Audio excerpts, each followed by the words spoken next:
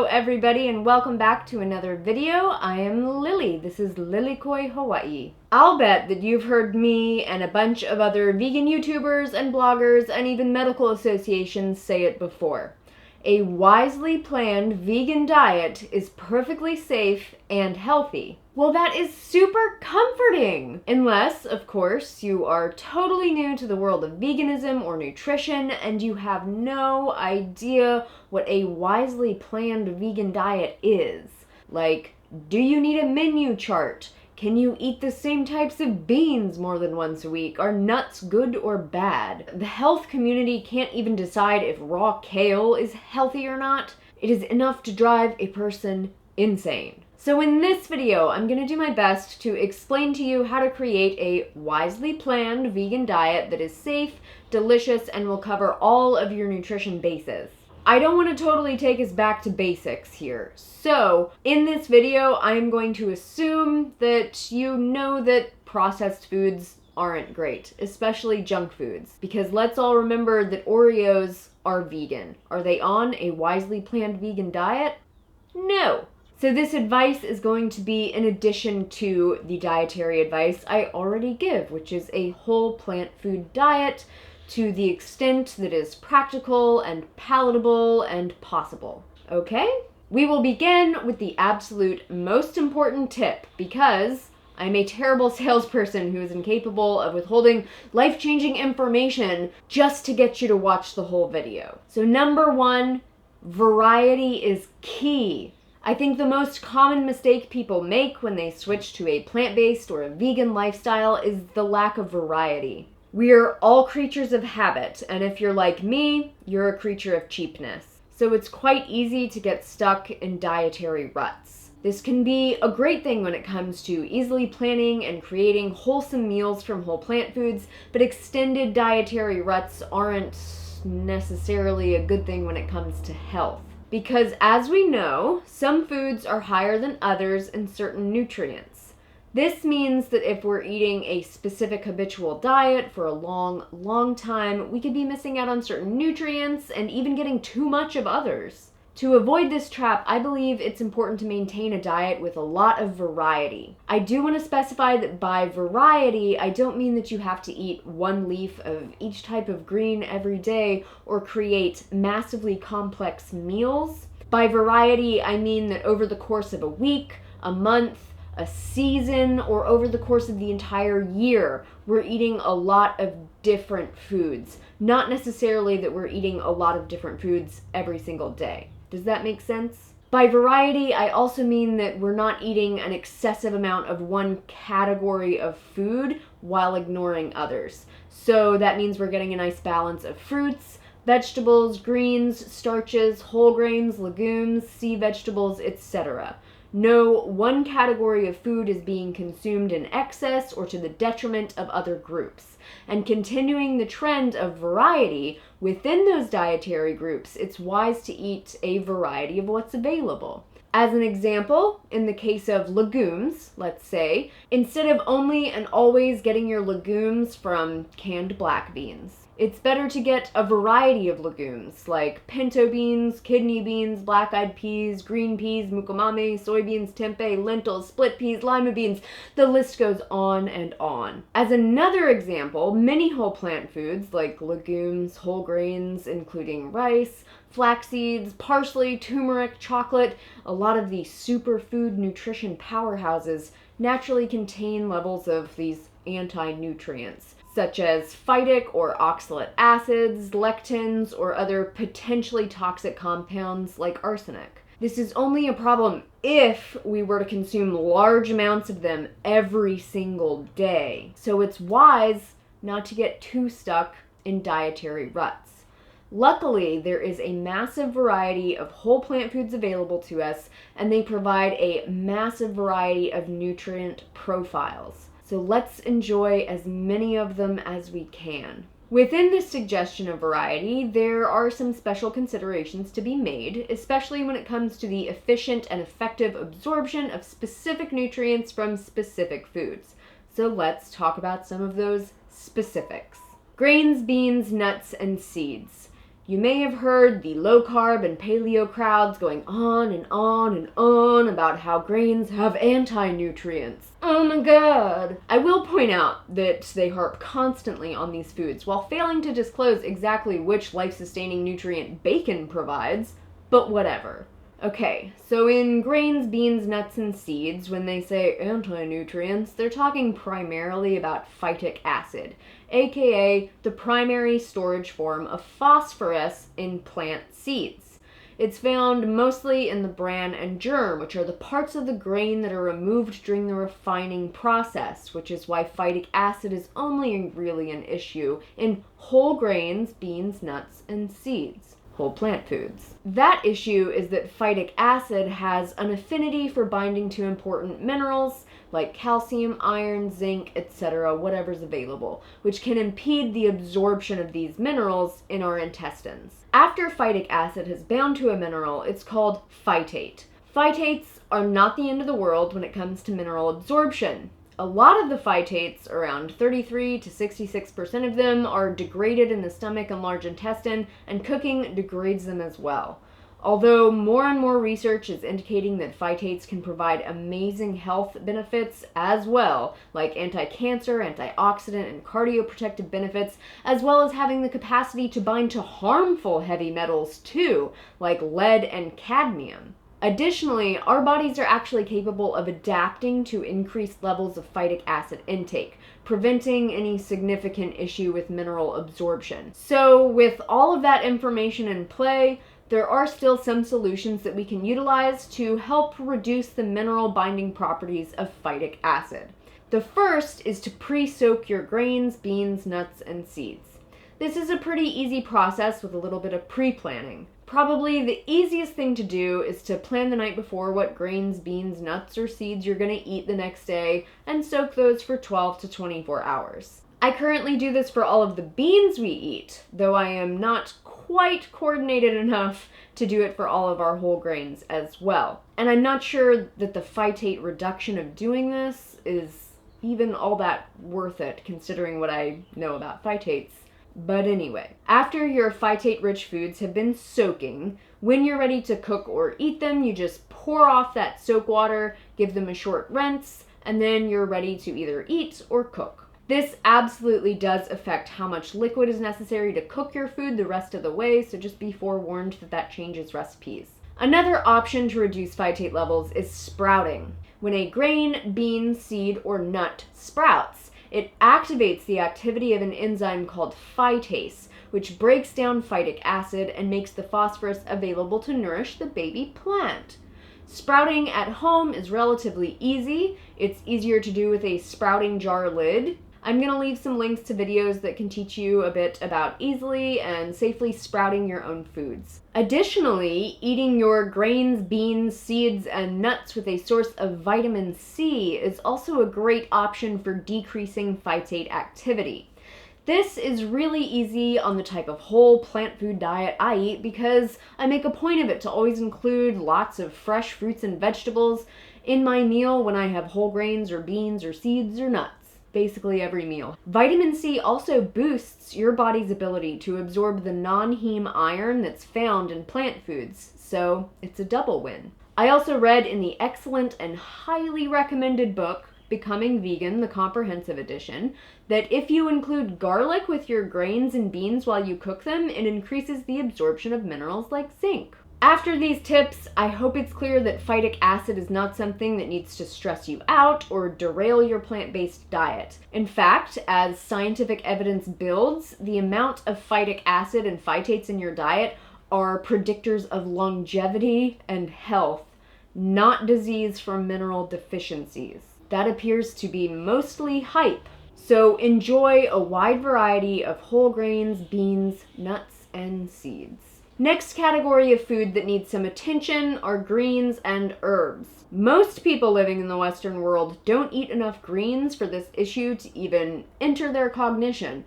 But since we belong to the prestigious group of weirdos that actually wants to eat greens on a daily basis, there are some details we should consider. Greens are potent foods, and greens, being the leaves of plants, know that they are food, and to prevent becoming food too often, they can be rich in some compounds we don't want to ingest too much of. Since we've domesticated most of the greens that we eat, this is less of a problem than if we were to browse on weeds, but still yet.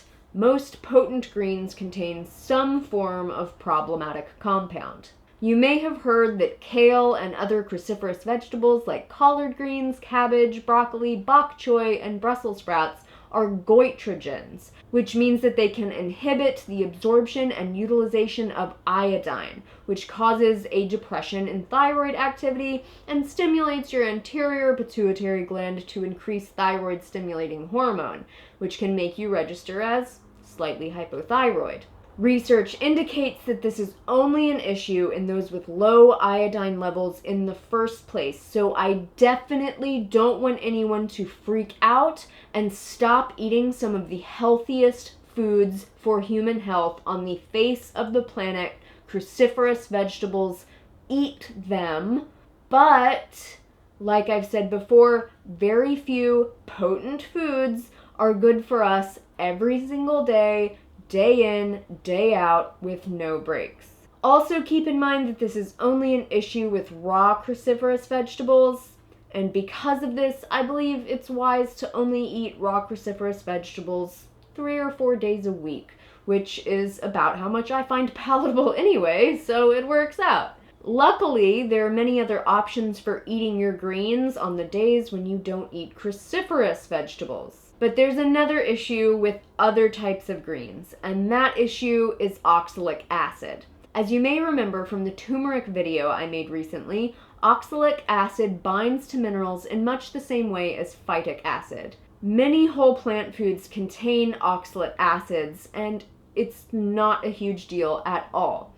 But the foods highest in oxalate-forming acids like beetroot, beet greens, spinach, and chard really do pack a wallop. For these types of foods that are high on the oxalic acid list, I don't like to eat them more than once or twice a week.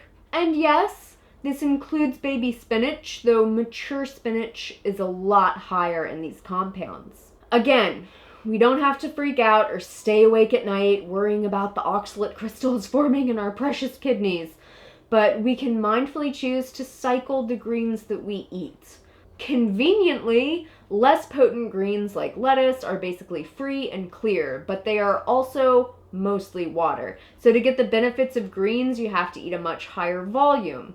Not to imply that you have to force feed yourself lettuce, just saying that lettuce isn't as nutritionally potent as kale. So what I personally like to do is enjoy raw cruciferous veggies several times a week and intersperse those days with days of enjoying baby spinach or chard, and then further intersperse those with days enjoying big lettuce salads or some combination thereof. It's not hard, it's not scary, it's pretty much just simple and delicious. Next type of food I think it's wise to consider are your fats. I know you've probably heard that healthy fats are all the rage. The only problem is sifting through the conflicting information to figure out which fats are the healthy ones. So super oversimplified, unsaturated fatty acids found in whole plant foods are the healthiest ones.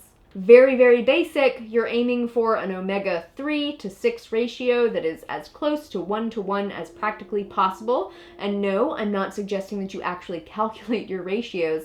I'm just throwing a target out there and saying we can all aim for an overall dietary pattern that'll bring us close enough to that. It's very easy to do when you eliminate processed foods and oils from your diet. When that is done, you're pretty much there. And this ensures that while you're on a vegan or plant-based diet, your body is as efficient as possible at converting precursor fatty acids into the long-chain fatty acids, like DHA and EPA, that we need to stay healthy. It is easy to get kind of obsessive about this and then get stuck in a dietary rut of, oh my god, I have to have my 2 tablespoons of flaxseed a day, or hemp seeds every day, or chia seed pudding every day, or kale every single day. And yes, all of those are great options for omega-3 precursors, but I hope we're starting to establish a pattern in this video that variety is key. Cycling your sources of healthy fats is a wondrous idea that will ensure that you get a wide variety of nutrients and avoid overexposure to potential anti-nutrients. Do keep in mind that non-saturated fats, especially the long-chain kind, are quite unstable and oxidize very quickly. Because of this, I recommend buying foods like flax, hemp, chia, and other seeds in as fresh a state as possible, and making sure they haven't been roasted or otherwise adulterated by heat. Also, these foods must be ground or chewed very well to ensure that we don't simply poop them out whole. So I advise using ground flax, hemp, or chia seeds, and do grind them at the time you eat them. Don't buy them ground, as grinding exposes them to air and quickly increases the oxidation of their fats. If you're unable, for whatever reason, to be mindful of providing yourself with sufficient precursor fatty acids, or you think your conversion could be compromised, consider taking a vegan, algae-based DHA supplement. Also, do remember that many other important vitamins, minerals, and phytonutrients are fat-soluble, aka are more easily absorbed in the presence of fat. So including small amounts of healthy fat with meals throughout the day is a great way to boost overall nutrient absorption. Luckily, most whole plant foods provide us with small amounts of healthy fatty acids all by themselves, so we don't have to go too far out of our way to provide extra fat. Next up that's important to consider is coffee and tea. Coffee and teas can cause long-term nutrient absorption issues for a couple of reasons. First is caffeine and tannins. Both of these compounds inhibit the absorption, metabolism, and conversion of many nutrients like calcium, iron, certain fatty acids, B vitamins including B12, and vitamin D. Even drinks we associate as healthy, like green teas, can reduce iron absorption by more than half if it's consumed with an iron-rich meal. Additionally, the caffeine present in coffee and true teas can impair glucose and insulin sensitivity in the body by affecting levels of stress hormones, which isn't really great for anyone, but especially not for those of us with blood sugar dysbiosis, PCOS, type 2 diabetes, or anyone else dealing with hormonal imbalances. Because of this, I think it's wise to limit the amount of coffee you consume and be mindful of when you're drinking health teas, such as sticking to teas in between meals and not drinking them all day long. Green tea is one of those items where it provides so much health benefit, I still think it's great to include in your daily diet, but as always, more isn't necessarily better. If you love drinking lots of tea, do keep in mind that there are many herbal teas out there. But again, these can be potent foods too, so I suggest enjoying a regularly changing variety of teas. Next up is herbs and spices. These foods are powerhouses of phytonutrients, including some very impressive levels of antioxidants.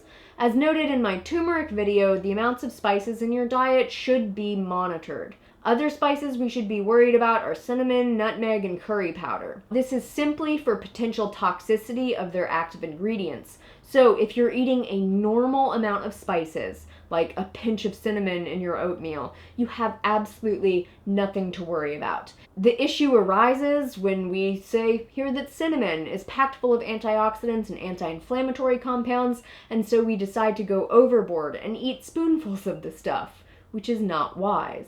You also may have heard that specific varieties of cinnamon are safer than others, and that is true, with Ceylon cinnamon being the best. But again, if we're eating reasonable amounts of the stuff, there's really no need to worry.